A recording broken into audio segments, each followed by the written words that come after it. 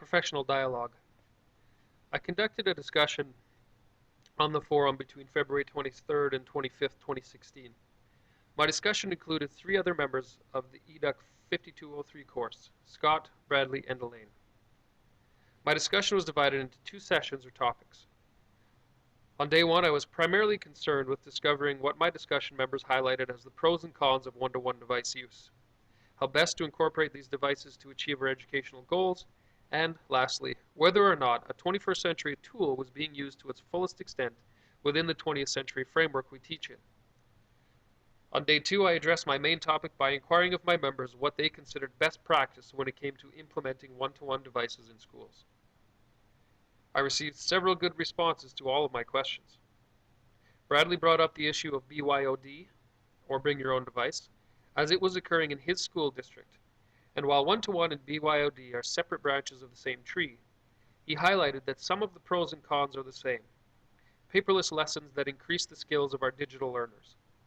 A major con is the increased time that it takes teachers to implement and grade new digital forms of student work. Scott brought some great ideas to the discussion, as he also recognized the extra time required, while further explaining that one of the fundamental issues with one-to-one devices has to do with school culture. I found this to be an important point, as it brings into question the extent to which schools and boards must be on the same page with regards to technology in schools. If we want it to work successfully, it has to have the ongoing funding, teacher support, and educational framework integration at both levels.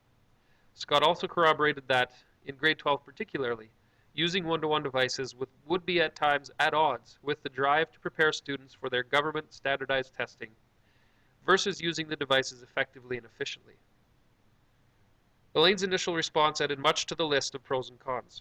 She highlighted increased engagement and ease of assignment submission as pros, to which I wholeheartedly agree. As cons, she added that pre-planning becomes more essential, device restrictions can be troublesome, and increased classroom management issues can often arise. All of these items are, in my opinion as well, some of the downsides of one-to-one devices. Elaine also talked about the importance of making digital citizenship a focus of instruction. The digital citizenship piece is an important one, and while it is not the focus of my discussion, it was an important idea that pervades all discussions of technology in schools. On day 2, I received only one response to my request for a ranked list of best practice with one-to-one device use.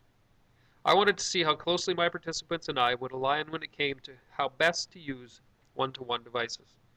I personally felt that goal setting, training, and involving the community were the most important elements, while Elaine felt that training, clear and concise expectations on use, and an informed and educated community were her top 3. The similarities were clear to see, and I would conclude that the 2 of us had quite similar ideas on best practice with one-to-one, and I feel confident that most educators would come in with a similar list, though more respondents would be necessary to get a more accurate picture. Created using Powtoon.